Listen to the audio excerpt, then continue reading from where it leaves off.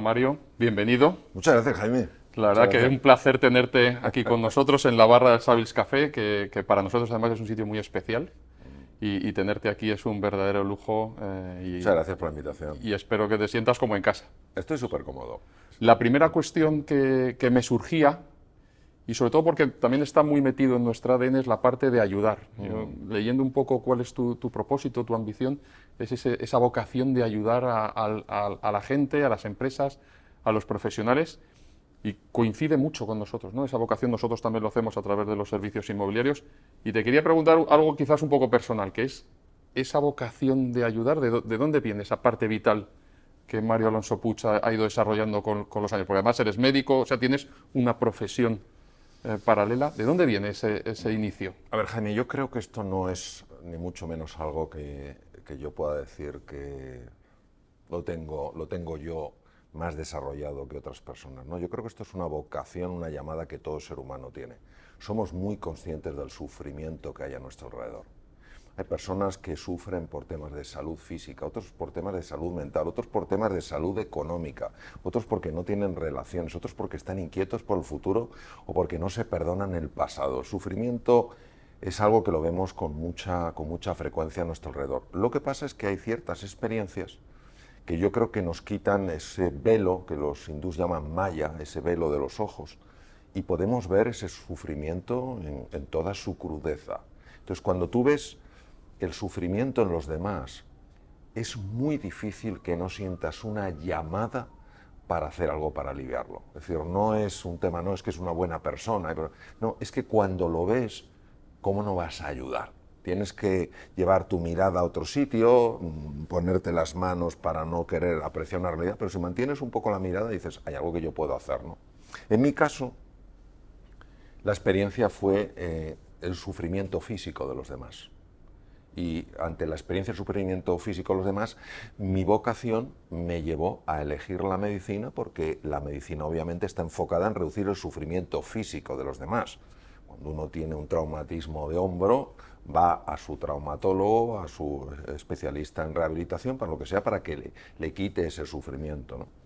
Conforme fue pasando el tiempo, me di cuenta de que había un sufrimiento todavía más hondo que el físico, que era un sufrimiento mental. Las personas sufrimos, nos angustiamos por las cosas, nos preocupamos, acarreamos resentimientos. Entonces, cada vez fue interesándome más reducir ese sufrimiento mental. Y luego conecté con el sufrimiento espiritual de las personas, es decir, la falta de vacío existencial, la falta de un propósito, el andar por esta vida sin entender de qué va la cosa. Nacemos, nos morimos, de qué va la cosa, ¿no? Y todo esto, de alguna manera, se fue conectando, los tres elementos, el físico, el mental y el espiritual, se fueron conectando con lo que para mí es la salud integral.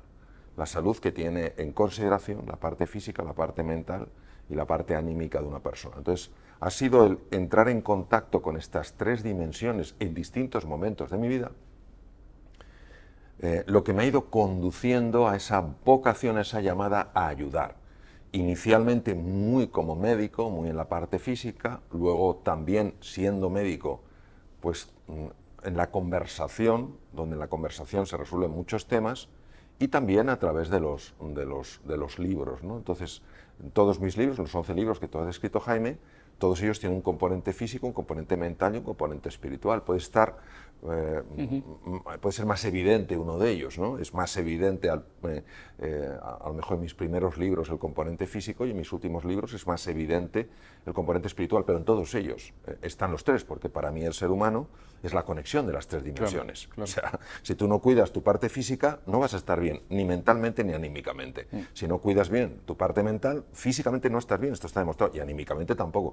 Y si tú te desconectas de la dimensión espiritual, de la dimensión trascendental, si soy yo y solo yo y todo para mí, pues sufre el cuerpo y sufre la mente. Es decir, las tres dimensiones están tremendamente entretejidas.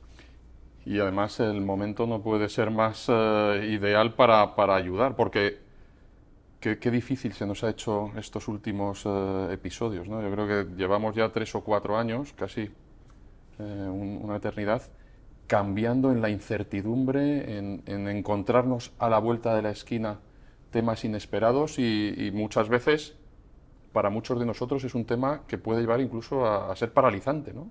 En cómo los cambios de paradigmas, los cambios del campo de juego nos pueden llevar a momentos de incertidumbre profunda.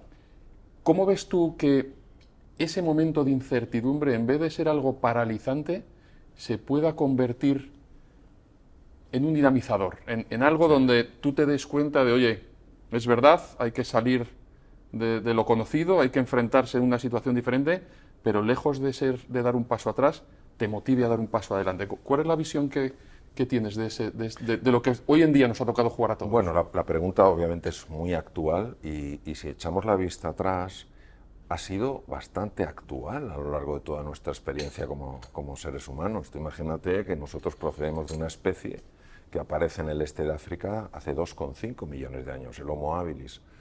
Hace 1 millón de años el Homo erectus tuvo que salir de África porque apareció algo totalmente inesperado, un nivel de sequía como nunca había conocido. O sea, imaginemos hace 1 millón de años el tipo de naves que tendrían, de barcos que tendrían, pues 200 troncos atados con lianas, ¿no? Es decir, el ser humano está muy preparado para la incertidumbre.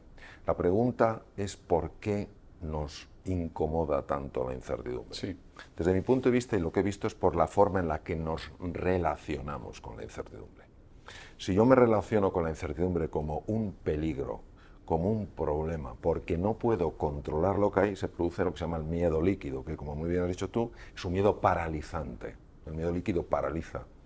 Pero si yo me abro a la posibilidad, tengo una disposición abierta, humilde, curiosa, interesada, a que en esa incertidumbre, en algo que no puedo controlar, porque realmente es que no sé lo que es, puede haber una oportunidad, esto tiene una implicación muy profunda a nivel cerebral, porque claro, los centros que se activan ante el miedo bloquean la parte del cerebro que tiene que favorecer la adaptación.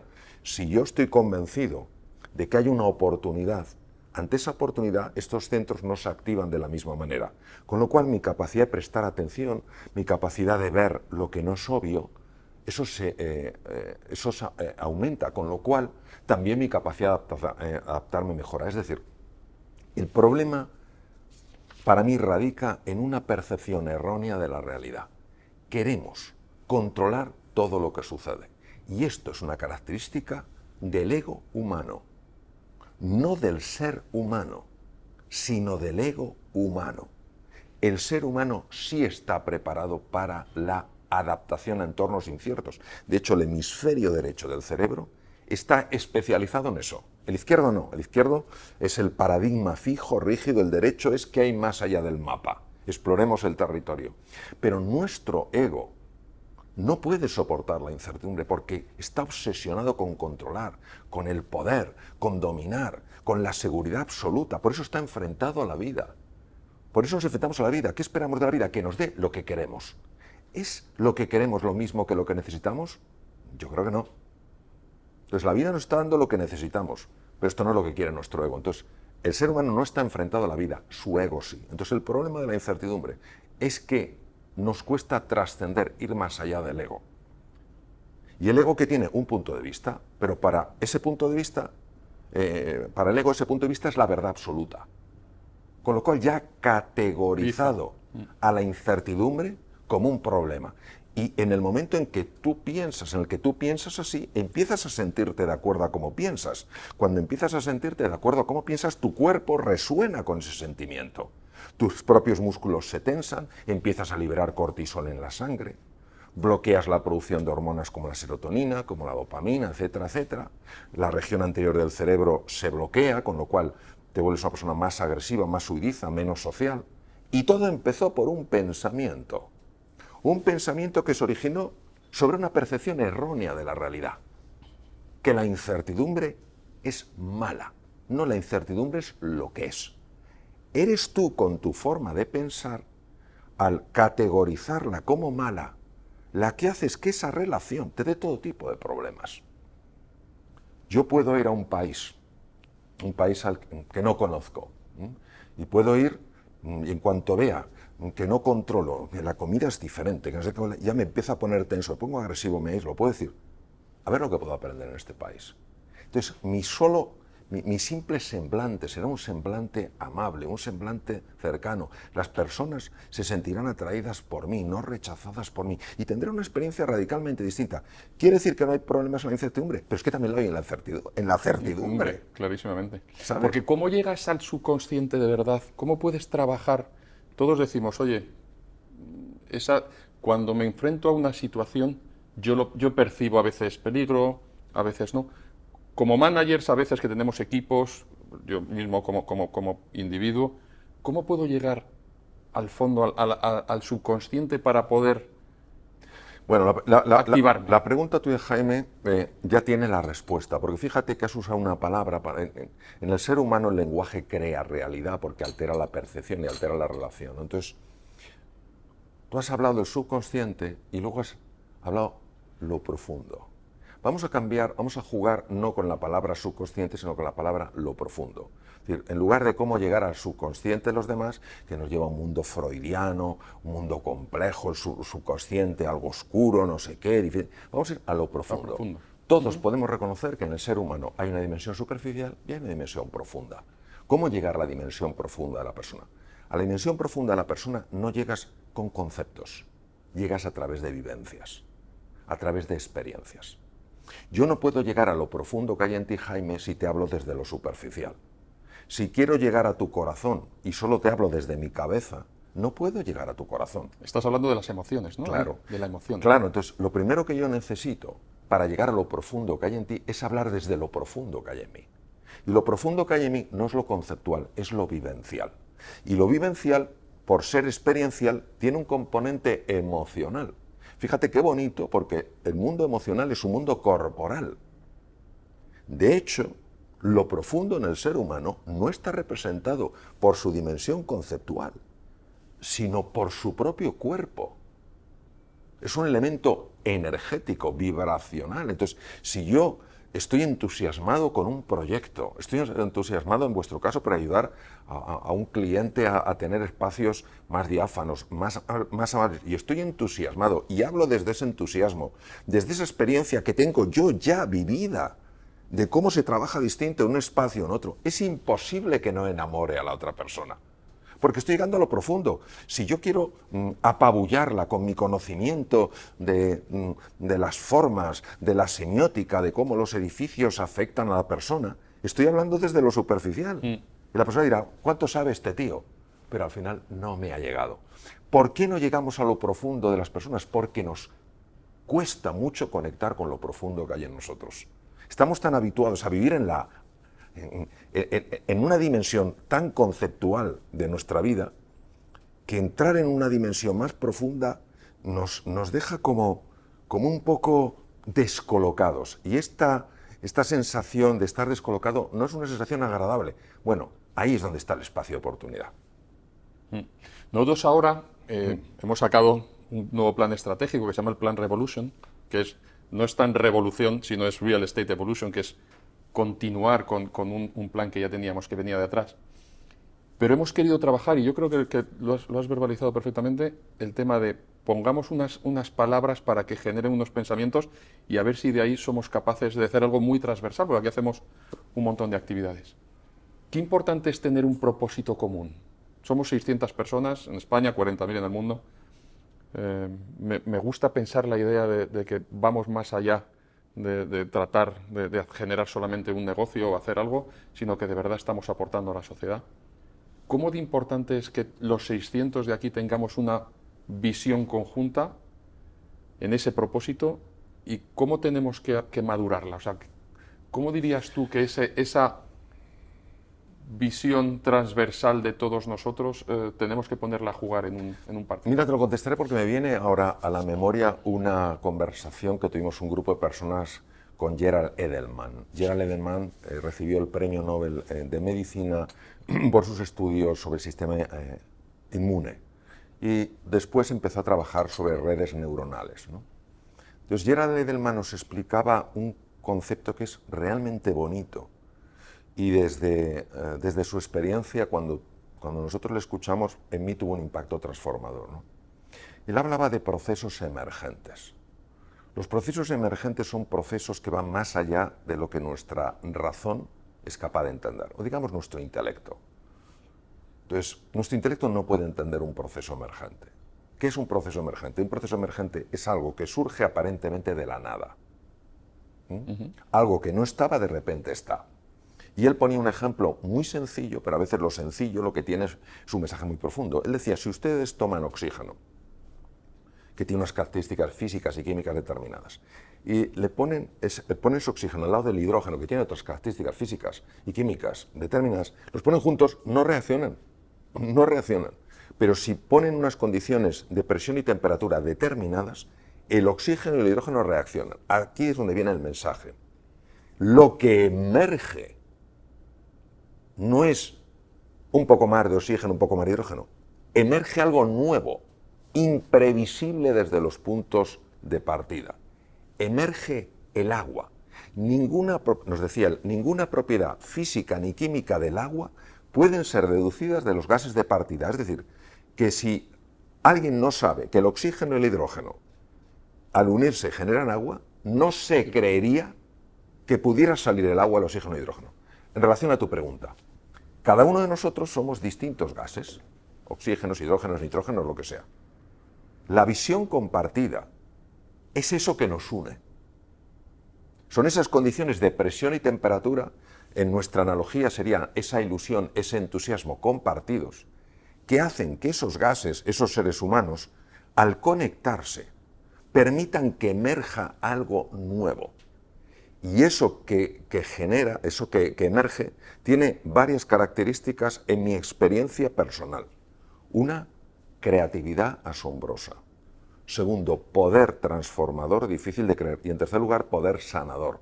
Es decir, y esto lo digo como médico, las visiones compartidas, donde las personas se unen alrededor de algo que les ilusiona, que les entusiasma, tiene un poder real de afectar no solo a su mundo físico, con mayor energía y vitalidad, sino a su mundo emocional. Por eso es tan importante aprovechar cualquier ocasión para generar esos proyectos compartidos donde todos sienten que están formando parte de algo que merece la pena. Sin duda, sin duda. Oye, y hablando de una dimensión un poco que son las vibraciones, ahora pues todo lo comentábamos tú y yo antes, que hemos aprendido a vivir al otro lado de la pantalla, ¿no? Y ¿crees que se interrumpe algo que estemos, o favorece algo que estemos tú y yo cerca desde el punto de vista neuronal y de vibraciones versus, bueno, yo me conecto todos los días para hablar con gente de mi equipo que a lo mejor está al otro lado de la pantalla? ¿Nos estamos perdiendo algo en esa pantalla? Sí, eso es un tema que hoy por hoy no lo estamos pudiendo contestar. A mí me invitaron a dar una conferencia en un entorno muy científico y les dije que sería muy interesante establecer una investigación para probar esto. Claro que nos estamos perdiendo algo importantísimo. No es lo mismo que tú y yo estemos aquí, en esta barra, cercanos, hablando, a que estuviéramos haciéndolo en una plataforma digital. En la plataforma digital no cabe duda que se abre un espacio de oportunidad para resolver muchas cosas. Hay muchas cosas que no necesitan de un encuentro presencial. Tú me puedes hacer una pregunta, oye Mario, ¿cuáles son los huesos de la pelvis? Y es igual que me la hagas aquí a que me la hagas en un entorno digital. Tú no te tienes que desplazar porque tú estás aquí, ni yo me tengo que desplazar porque estoy en mi casa, donde sea.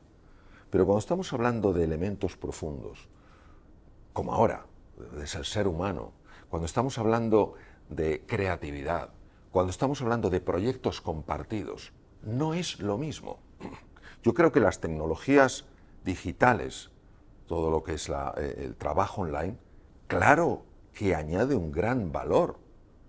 Hay gente que no tiene por qué perder tal cantidad de horas desplazándose para cosas que se pueden hacer muy bien digitalmente. Pero considerar que el encuentro entre seres humanos, una conversación, un proceso que implica esa creatividad, ese espíritu emprendedor, ese hablar de cuestiones profundas, ese poner en marcha un equipo, que las personas se conozcan, considerar que es lo mismo a nivel digital que a nivel presencial, es un Para mí es un grave error. Un error. Por eso yo creo que es importante, y esto es una cosa mía que a algunas personas no les va a gustar oírlo, pero yo tengo que decir lo que creo que es, no lo que es, lo que creo que es. Creo que es importante que se combine el trabajo online con la parte presencial, Sin con la duda. que la gente se vea, Sin con las duda. medidas de protección que sean necesarias, pero que las personas se vean. Porque el aislamiento en el ser humano tiene connotaciones muy negativas en la salud física, mental y espiritual de la persona. Sin duda. De hecho, nosotros que sí damos libertad, sobre todo nos hemos enfocado mucho en la flexibilidad a nuestros equipos. Y lo que buscamos es una parte también, oye, trabaja desde donde creas que vas a ser más productivo, buscando conciliación, buscando también momentos de concentración. Pero lógicamente estar juntos, vamos, no puedo estar más de acuerdo con lo que decías, genera un valor especial. Sí. De hecho, voy a aprovechar porque hemos dado una vuelta por aquí por Castellana 81. ¿Qué sensaciones te ha dado lo que has visto respecto a espacios? Que para nosotros es muy importante esa confluencia entre espacio y persona. ¿Qué es lo que has sentido cuando has llegado y has visto, pues has visto a bastante gente de nuestros equipos ahí trabajando? ¿Qué te ha llamado un poco la atención en ese sentido? Bueno, yo soy una persona muy interesada en el mundo del zen. A mí los espacios de quietud, la serenidad, la paz interior, me parece muy importante. No solo está presente en el zen, está presente en muchas otras formas de espiritualidad, ¿no? Pues me ha dado una sensación eso de paz, de tranquilidad, de luminosidad, de quietud. Una quietud que no es que la gente esté quieta, porque las personas están trabajando, pero a mí me ha dado sensación de armonía. O sea, me ha dado sensación, pues, ¿cómo te diría yo?, de estar a gusto. Es algo que trasciende lo que es la pura descripción. En los sitios estás a gusto o no estás a gusto. Estás como ahora a gusto hablando con una persona, o no estás a gusto. Vas a una fiesta, estás a gusto o estás a gusto. Es decir, es como, como si de una forma inmediata tuvieras una percepción de algo muy completo, ¿no? Eso es lo que tengo, la sensación de estar a gusto, de un sitio cómodo, donde puedes leer, donde puedes trabajar, donde puedes estudiar, donde puedes reflexionar. Coincido contigo. Sí es verdad que la gente, que sí que son muy inquietos, aunque les hayas visto hoy, son muy inquietos. Una de las cuestiones que me decían, porque yo hablé con todos los directores, aquí tenemos aproximadamente 100 directores, y yo hablé y le dije, oye, va a venir Mario y vamos a tener una charla. ¿Qué esperáis de esa charla? Aunque luego es verdad que esto va a estar en abierto, lo va a ver mucha otra gente, pero mucha gente que tiene una responsabilidad de liderazgo. Y no solamente una responsabilidad de liderazgo en su propio equipo, muchas veces una responsabilidad de liderazgo en su entorno, aunque jerárquicamente no lo tenga, ¿no? Aquí yo creo que una de las cuestiones más importantes es que todos y cada uno de los que estamos en Savills tengamos muy claras nuestras responsabilidades y lo que se espera de nosotros. ¿Desde qué punto de vista partimos como sociedad hoy respecto al liderazgo en cada uno de nosotros? La gente, ¿cómo puede mejorar en el liderazgo cada uno de los directores que te van a escuchar, o incluso cada uno que tiene una responsabilidad y lidera a su entorno, no tanto desde el punto de vista jerárquico, sino desde el punto de vista de la actividad diaria? Nosotros tenemos un filósofo muy conocido en España y en muchos otros lugares, José Ortega y Gasset, ¿no? José Ortega y Gasset tiene algunas perlas de sabiduría que son impresionantes. Dijo, yo soy yo en mis circunstancias. Y esto que parece que es una banalidad, desde mi punto de vista no lo es en absoluto. ¿Por qué? Porque nos está poniendo los puntos sobre las is. Yo soy yo, que quiere decir que yo no dependo por completo de las circunstancias. Pero yo no puedo jugar el papel de una víctima pensando que las circunstancias determinan todo, ¿no? Es que yo tuve un pasado así, si mis padres me hubieran querido, si me hubieran pagado la educación, yo no estaría ahí, ¿no? Eso influyó, no cabe duda, pero no determinó quién eres hoy. Fíjate, dice, yo soy yo y mis circunstancias. Quiere decir que tampoco esto es sacar pecho y decir, a mí, que me venga lo que me venga, que puedo con todo. Lo propio de la arrogancia, la soberbia, la prepotencia, ¿no? Las circunstancias, claro que pesan. ¿Por qué te digo esto? Porque muchas veces cuando utilizamos ciertos contextos, Jaime, ciertos conceptos, los sacamos del contexto. La palabra responsabilidad automáticamente tiene muchas connotaciones negativas.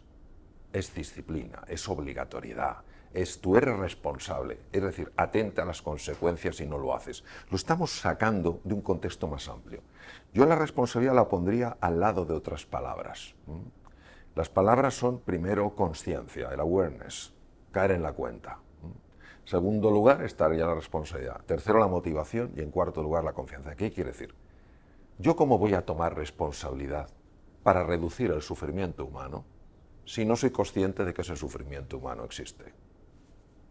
Entonces, Si me dicen, tú eres responsable, Mario, de reducir el sufrimiento humano. Yo lo vivo como una carga, porque no he visto que ese sufrimiento ocurra. Si a mí cuando era joven alguien me hubiera dicho, tú tienes que estudiar medicina, porque la medicina ayuda a la gente a estar sana, y si tú eliges otra carrera que no sea la medicina, no estás cumpliendo tal cual, pues lo viviría como una carga. Pero como ya te he comentado al comienzo, yo tuve una experiencia del sufrimiento humano, ante esa conciencia de lo que había, abracé esa responsabilidad. No lo viví como una carga, No como una carga. Lo viví como un regalo de poder hacer algo para reducir ese sufrimiento. Entonces fíjate qué diferente la responsabilidad cuando yo la vinculo a la posibilidad de hacer algo que pueda tener un componente de ayuda, transformador, sanador, como quieras llamarlo, así lo desvinculo de esa conciencia. Entonces, una persona que lidere aquí, como en cualquier otro sitio, lo primero que tiene que ser consciente, o puede ser consciente, es del bien que puede hacer, del sufrimiento que puede evitar. Ya hemos hablado de que hay 3 tipos de sufrimientos, físico, mental y anímico. No hay que ser médico para reducir el sufrimiento anímico o mental de una persona. Una persona que se sienta querida, valorada, bien tratada, que se la desafía, que se la apoya y se la acompaña, está reduciendo el sufrimiento mental de pensar que no vale, que no sirve, que tal cual. Está reduciendo el sufrimiento anímico porque forma parte de un propósito.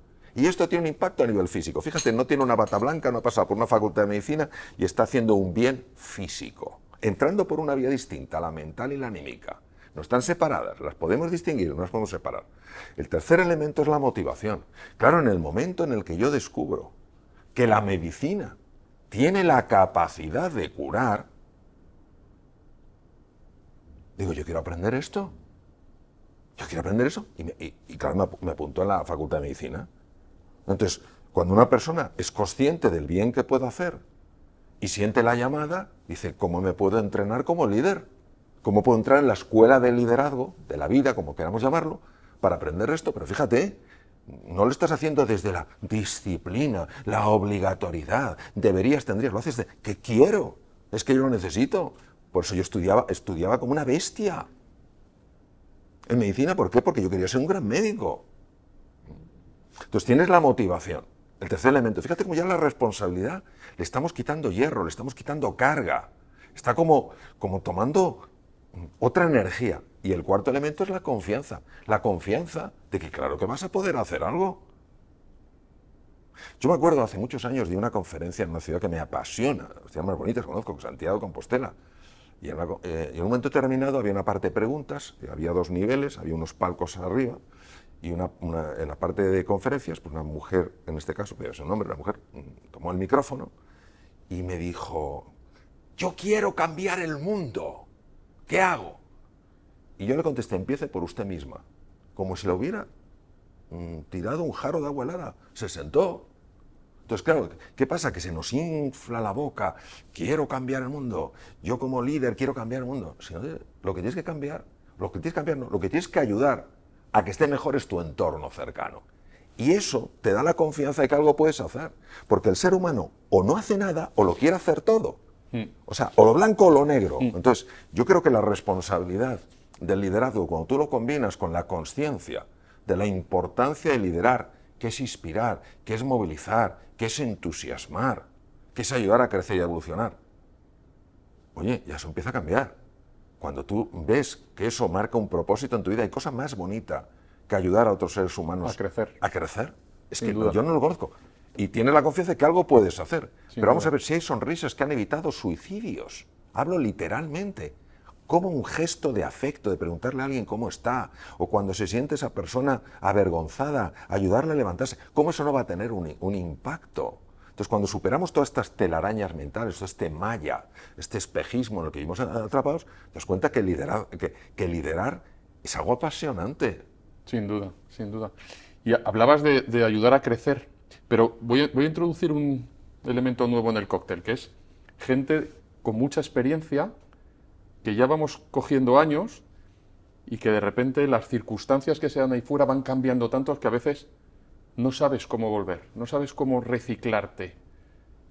Esa gente con muchísima experiencia que son muy útiles a la sociedad y que a veces tienen que dar un salto para tener ese equilibrio que todos necesitamos entre experiencia y seniority y entre juventud y energía, ¿no? Sí.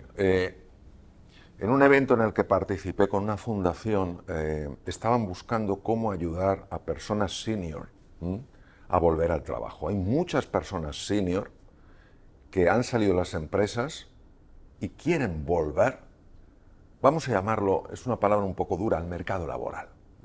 Bien sea como parte de una empresa, creando sus propias empresas, profesores, consultores, lo que sea, ¿no? Entonces, hay dos elementos, esto lo escribe muy bien un amigo mío, se llama Pablo Rivas, hay dos elementos que son muy importantes para que esto suceda. En primer lugar, que la sociedad entienda que una persona senior no es una persona acabada.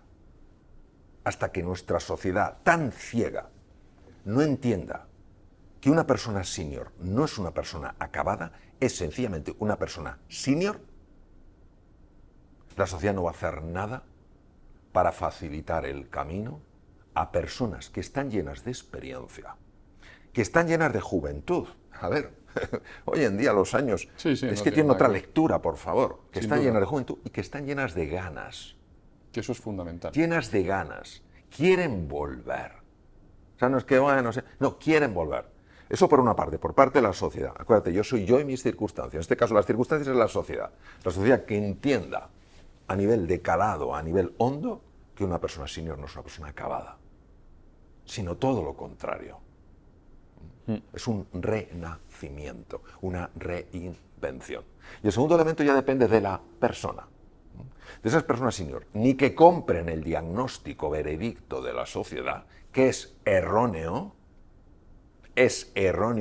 ni siquiera los médicos, fíjate lo que te voy a decir, ni siquiera los médicos en situaciones límite, patologías muy avanzadas, patologías malignas, podemos hacer veredictos, podemos hacer diagnósticos, hablar de probabilidades estadísticas, pero veredictos, esta persona se va a morir en 2 meses, en 3 meses, no, eso es una aproximación diagnóstica. Eso no es un veredicto. Entonces, por una parte, no comprar esos veredictos. Porque he visto a personas senior que van a una barbaridad con los hombros caídos y la mirada gacha. Y el segundo elemento, por parte de cada una de esas personas, es estar dispuestas a aprender cosas nuevas. Estar dispuestas no a meterse en una universidad para sacar, sino decir, ¿cómo puedo desarrollar una capacidad? Porque hoy no nos van a pagar, no nos van a escoger porque tengamos conocimientos, sino porque tengamos habilidades. Son skills.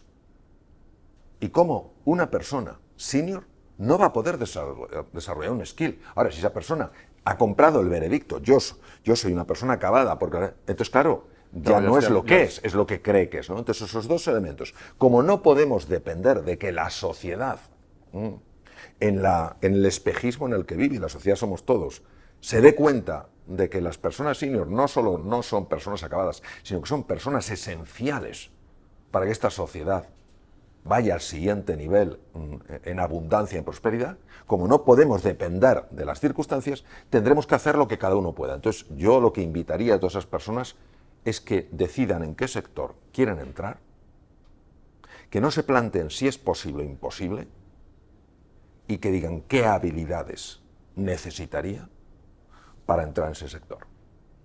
No lo que tengo que saber, sino lo que tengo que saber hacer.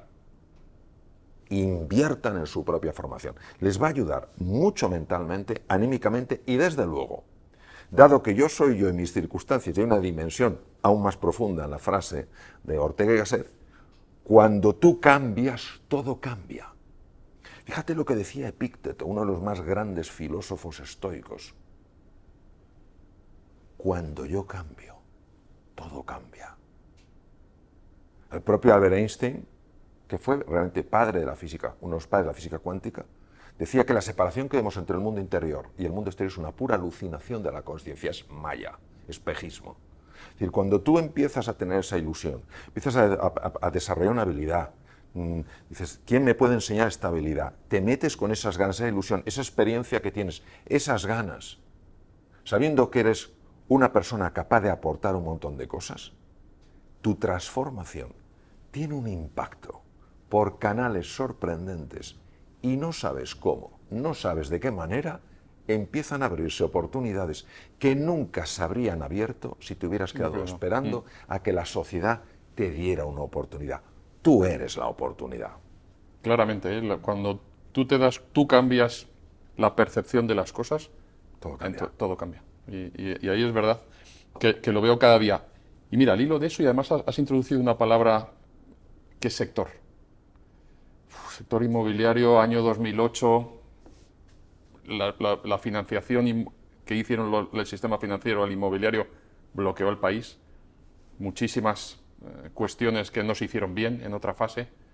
Y seguimos un poco con ese halo de sector que arrastra o que arrastró. Y yo creo que todavía no hemos salido de aquella crisis del 2008-2013 del todo en España y ha percibido que se ha quedado atrás el sector. Y sin embargo, cuando me pongo a trabajar todos los días con mis equipos, veo la cara de mis clientes, veo todo nuestro entorno, creo que hacemos una labor importantísima. Pero y sin embargo, sigue ese lastre en el sector inmobiliario. Yo creo que, como dice nuestro refranero, al pan pan y al vino vino. O sea, cuando estamos hablando de la crisis inmobiliaria del 2008, da la sensación de que eso sucedió pues porque el sector inmobiliario era un desastre, tal cual. Eso sucedió por la avaricia humana. No le echemos la culpa a los edificios, no le echemos la culpa a un sector entero. Fue resultado de la avaricia humana de unos y otros. Entonces, claro, si no, Einstein decía que para resolver un problema primero hay que identificar que hay un problema. Efectivamente, eso se identificó. En 2008 había un problema. Luego definir. Él decía que era la mitad la solución, al menos. Definir qué es, ir al origen.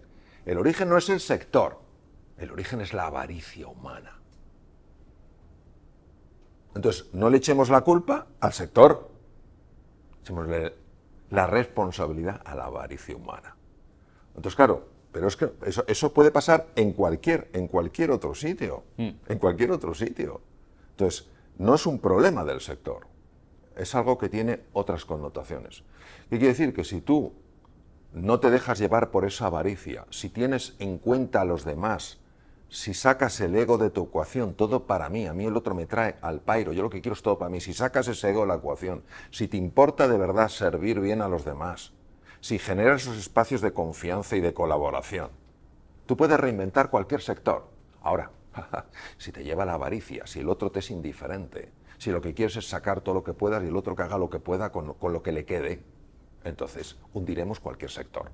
O sea, no miremos en un sitio que es ilusorio, miremos, aunque cueste aguantar la mirada y reconocer pues esta inclinación que puede el ser humano tener hacia la avaricia, que es diferente de la ambición, porque la ambición hay para todos, la avaricia solo hay para uno. Entonces nos damos cuenta de que cualquier sector donde tú le pongas ilusión, creatividad, entusiasmo, espíritu emprendedor, lo puede llevar a otro nivel. Pues nosotros estamos ahí, en ese momento de intentar ponerle toda la ilusión. Pues que la bien, verdad enhorabuena, que lo estamos. Una iniciativa como el Sales Café, que espero que hayas disfrutado. No sé si el café ha estado a la altura de las circunstancias, pero desde luego para mí la conversación ha sido extraordinaria. El otro día, en un evento que tuvimos, salió un estudio muy interesante de la vivienda y hablaban de lo que se consideraba un hogar, ¿no? Una casa. Y hacía una frase extraordinaria que me encantó, que decía que un hogar es el sitio donde volver y el sitio donde sentirte seguro. Entonces yo espero que Mario Alonso Puig se haya sentido como en casa, vuelvas con nosotros y que te haya sentido muy bien en este rato que hemos pasado, que para mí ha sido extraordinario. Yo he estado muy bien, estoy muy bien y sé que estaré siempre bien. Y me parece un acierto hacerlo en esta barra. Hubiera sido distinta la conversación si la hacemos sentados en una mesa. Creo que una de las cosas maravillosas que tenemos en España es que la mesa alrededor de la cual nos sentamos es una mesa que une. Tú fíjate cuántas cosas se han resuelto al lado de una mesa, en una comida, en una cena, en un desayuno, tomando un café, tomando un vaso de agua, lo que sea. De alguna manera, lo has descrito tú muy bien, es un espacio de encuentro, donde uno aparca muchas de las cosas que nos separan y de alguna manera conectas a otro nivel. Por eso, claro que ha sido una delicia estar hablando contigo, hablando de temas que creo que son interesantes, cada uno pues dando lo que podemos dar, que es nuestro punto de vista, nada más que eso, y con la ilusión de que esta conversación pues ayude a otras personas verdaderamente, pues eso, a lo que queremos todos, a vivir con ilusión, vivir con serenidad y vivir con confianza. O sea que muchas gracias. Gracias a ti. Yo sí que voy a poner en práctica muchas de las cuestiones que has sacado. O sea que muchas gracias Fenomenal. y nos vemos pronto. Muy bien. Gracias, Mario. Gracias a ti, querido.